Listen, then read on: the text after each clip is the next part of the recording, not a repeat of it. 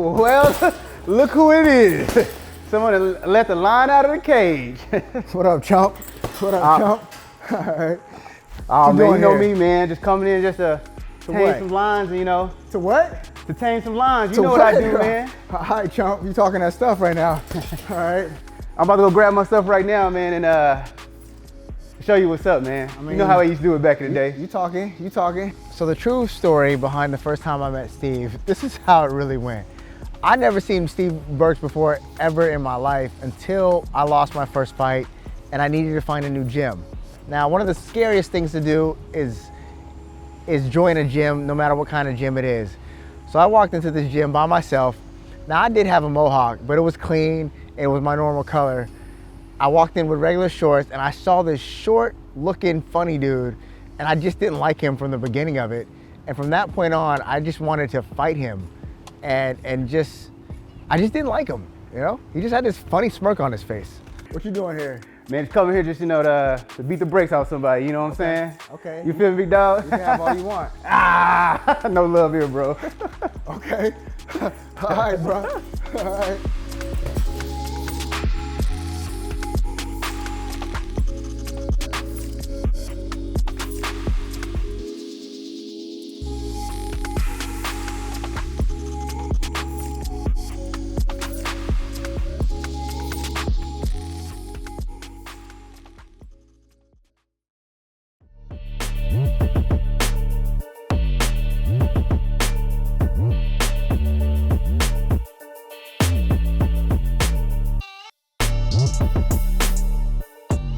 The reason I joined this gym is because I just lost my first fight. And I was really looking to take my MMA career really serious, and I needed to find a gym that was gonna help me get there.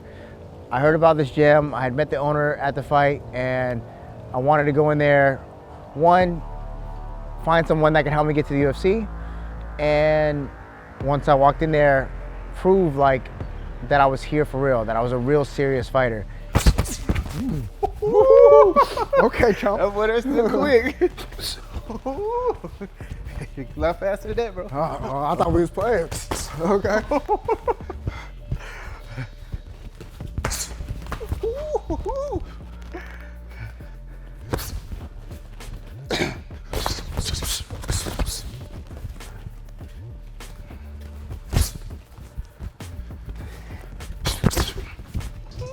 Yeah, sit back, sit back. The first time I met Lionel James, it was at, I believe, one of the local fights.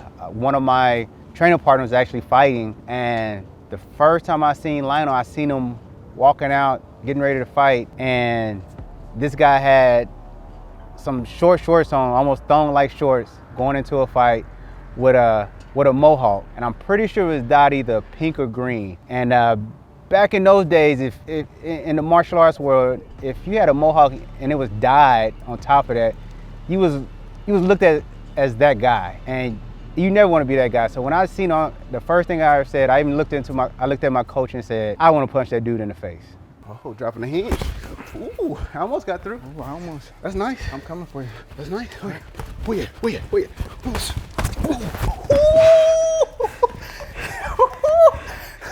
Get up. Get up. Where you at? Try it again. You missed that. You missed that one. You missed that one. How did I get into fighting, right? Well, my dad was always kind of a bar fighter. True story, my dad fought a bear when he was a kid, like a real live bear. My grandfather was a Rolling Stone gunslinger. He used to fight in bars all the time.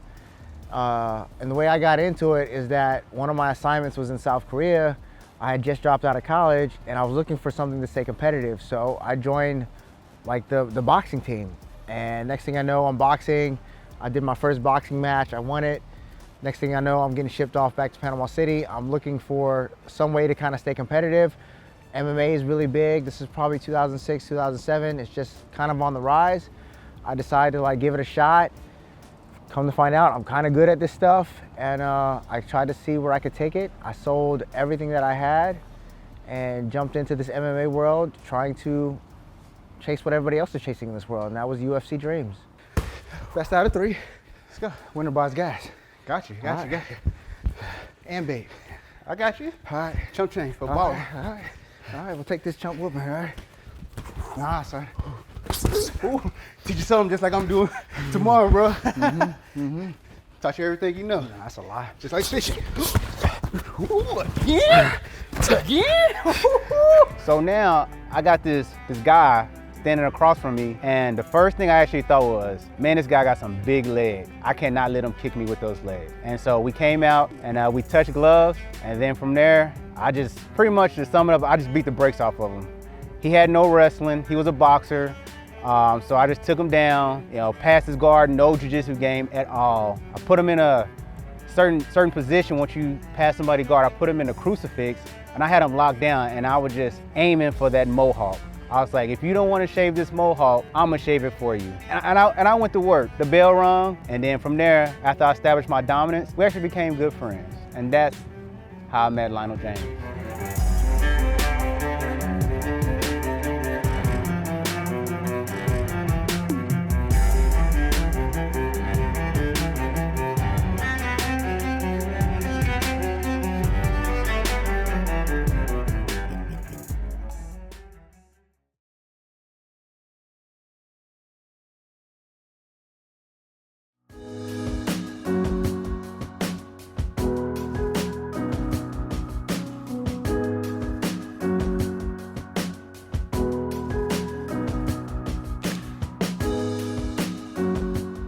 My homeboy Steve, yo, he's not afraid to say what's on his mind. It's very outgoing with his words. But he also claims that he's the best fisherman out there, and that's not true. Fun fact, Steve has never ever caught a sheep's head, and all he does is drop these big ginormous baits to the bottom of the ocean and a bunch of fish. So I figured, I'm gonna invite him out, let's do some sheep's head fishing. We had a couple of rounds of fighting, and I kind of owe him that because he kind of beat me up. So check it out, man. When doing some sheep's head fishing, so sheep's head got these crazy looking teeth, and what they do is they pick off the barnacles and they eat off these crabs. These crabs just kind of live in the oysters. So we're gonna use a little bit of the oysters, maybe some crabs, maybe some shrimp, sand fleas, stuff like that, and see if we can get Mr. Fantastic on a fantastic fish. All right, let's go. A few days ago, I got a call from Lionel asking me if I want to go fishing. I'm like, hey, I never passed up an opportunity to go fishing, but the caveat was we're gonna do some inshore fishing. Me, I don't normally inshore fish. Honestly, I never inshore fish. I'm always an offshore guy, deep drop type of fishing. And at this point, I already committed, so I couldn't back out. Yeah, let's go catch some reds or maybe some trout. He was like, nah, we're gonna go and target these sheepheads. I have never, ever caught a sheephead in my life. I never even target sheephead, so in my mind, I'm like, I gotta fake the funk because I've never done this. Steve thinks inshore is just doing this and just doing that. But it's a little bit different. We usually go offshore, do some stuff, but we're gonna try a little inshore sheephead fishing and see if I can put my homie on a big fish real quick. You all set? Word. Yep, see how easy it is. All right. So we just want to drop it straight down, just like if you were offshore fishing. It's just that easy. And then, and most of these fish are gonna hang right behind this current. See how the weight's going straight down, but we got a lot of current because that's obviously this thing is stopping it. Yeah. But thing with sheep's head, bro, it's a super small bite. And I know you're like a little ecstatic with your hook set. We gotta do all that today. All right, so if you feel any kind of small taps, just pull it up and we'll see if we can get one. In the meanwhile, I'm gonna drop here in a second, but I'm gonna start smashing some of these oysters and see if we can bring the fish right to us. Kind of like chumming if you're offshore. Trying to make it easy for Steve, guys. Trying to make it easy for Steve. So with your sheephead, am I going to the bottom or I'm letting it hang? Going to the bottom and then come up just a hair. Just a hair off the bottom? So in Destin is really particular when it comes to our fishing. It's very unique as well. We tend to have more of a migration of fish, even though we have permanent fish. And this time of year, what tends to happen is that our sheep's head start to school up on the jetties and bridges and they start spawning. So at any time on any of the pylons, there could be 20, 30, 40, 50 sheep's head per pylon. And I thought that would be really something dope to do, because as Steve and I were talking about going fishing the next day, he mentioned he's never caught a sheep's head. He's never been sheep's head fishing, let alone does he really like to do inshore. So I figured like, hey, after, you beat me up for a second, let me repay you with gas money and a few fish. There you go. Let's go. Let's go. Let's go. Let's go, Mr. Fantastic. Show y'all how it's done. Shut up, fool. See, what you gotta do with these fish is finesse them up. Use a 12-pound leader. You gotta finesse them up. You gotta have that touch. I see him, bro. Yeah, go ahead and get that net, man. I got you. Yeah, stop telling me what to do, bro. Come on, go ahead and be my deckhand. Come on, bro. See, what you don't want to do is pull on these fish pretty hard. You know what I'm saying? You just want to coast them up and bring them right to you. All right, perfect. Yo, this your first one, right? Yeah. No, it's your first sheep's head. Whoa. Whoa. See, what happened was he seen Lionel's face. It ain't funny. Sorry. Yo, bring him to the net, man. Man, I don't. Bring him to the net, man. I know this is different for you. All right. Let's go. Let's go, bro. Oh, man. All right. Let's go. So as my pole is sitting in the water and I'm working this fish for the first time in my life, never done this before, I hook up. Fish screaming, Lionel on the back, hey, lock down the drag, lock down the drag. No, I know what I'm doing, allowing the fish to do what it naturally want to do. So as I bring this fish up, he comes around with the net. So I'm already worried because he already lost one fish. I didn't want him to lose my first fish. So after me coaching him, like I do in every aspect in our life, he was able to land this fish for me. We bring it in, and that's my first sheephead. That is your first sheep's head, right? Yeah, it actually is my first sheephead. We spoke about it earlier. I don't do much inshore fishing, so. Because it's easy. Too easy for me. Oh, nice fish, my man. Nice fish. Yeah. There you go. Yeah, he going in some grease, boy. I'll tell you that for sure. Nice work. You throw him in the in that front cooler right there. It won't be so good. For sure.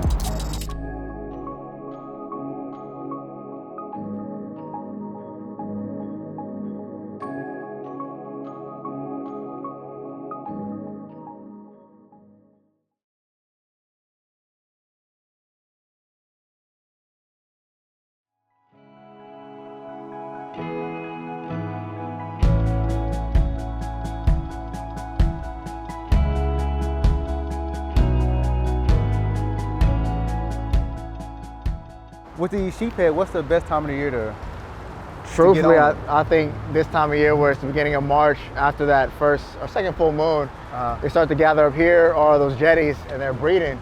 So it's an easy time. And I believe they're breeding on the incoming tide because all those eggs get swapped into the bay and stuff, in the estuary and stuff like that. I just got a really good bite. That's another bite. I messed that up. Hey, you missed that fish like you was missing me yesterday, though. So what happens this time of year is we kind of get wind direction from all over the place. In this situation, we had a north wind with an outgoing tide. Now, I love fishing the outgoing tide. It's always been a better tide for me to catch sheep's head. One of the things that I like to do once we get there is find a pylon, grab some oysters off of the pylon, and we don't necessarily use those for bait, even though you can. We use those to chum those sheep's head up to the pylon. So with the north wind and the outgoing tide, both of them go in the same directions together, so it creates this strong flow of water, current, however you want to call it. But behind the actual pylon, it's kind of like this pool of water where there's no current, and these fish will sit right behind there.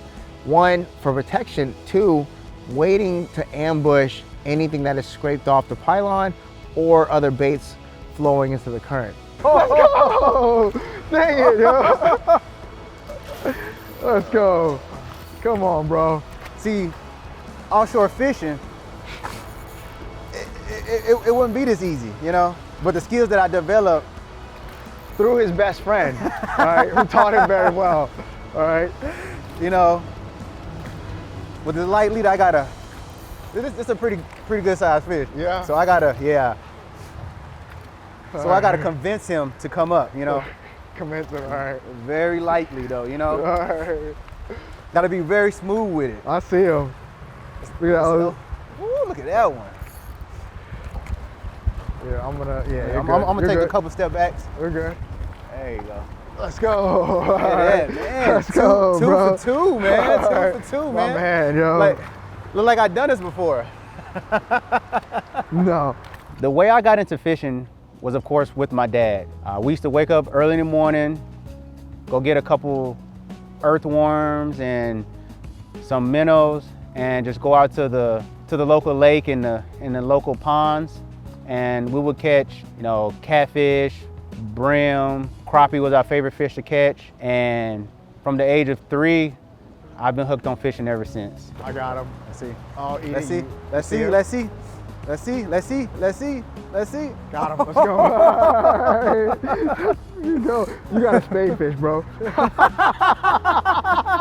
A little bitty fish. Hey. Oh, Hey, I catch them all. I catch them all. This is how you do it, bro. There we go. Man, we starting to become a good team.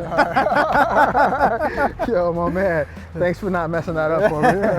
Let me go ahead. Oh, this is a good one right here. This is a real good one right here. So what we're using for these sheep set today is the Florida Fishing Products CE 4000, partnered with 15-pound test Smackdown with about a foot-long leader of Seaguar's inshore. The reason why we're using that is that these fish have amazing eyesight and they have a really, really light bite. So you need this really light tackle to feel them and actually get these bites, get these fish up. So it's a nice fish. My man Steve didn't mess up on the net job. So let's go, we'll get another one. You dig?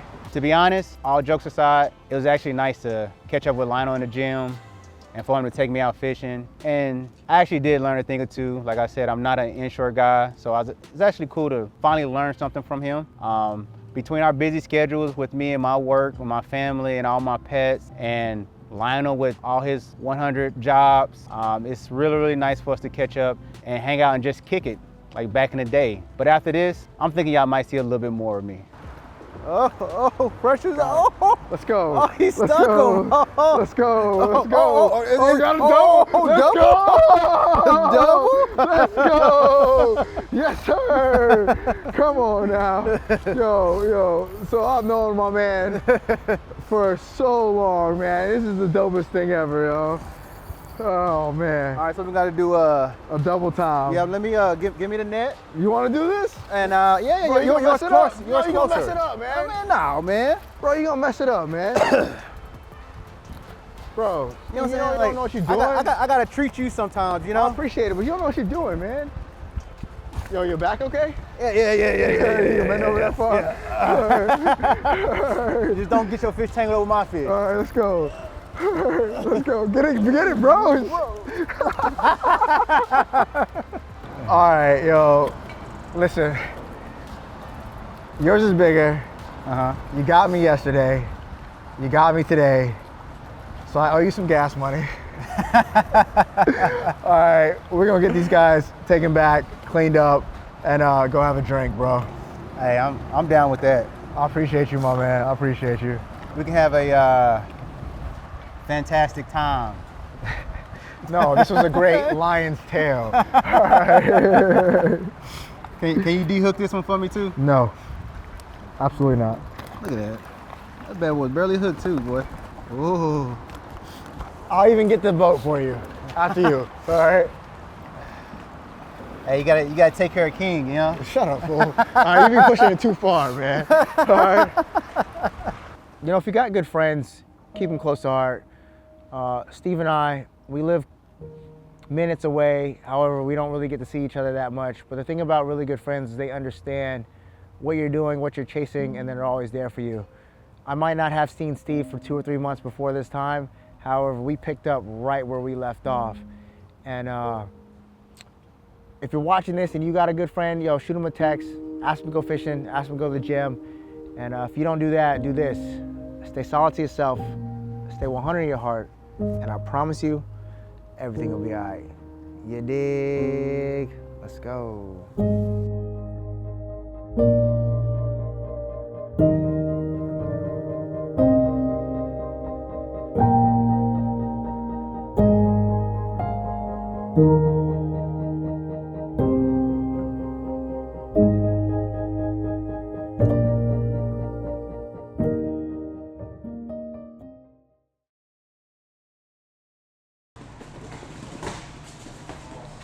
For real. I didn't hit you right away. Did you get that? Did you get that one? Yo, he's just getting some cheap shots in, man.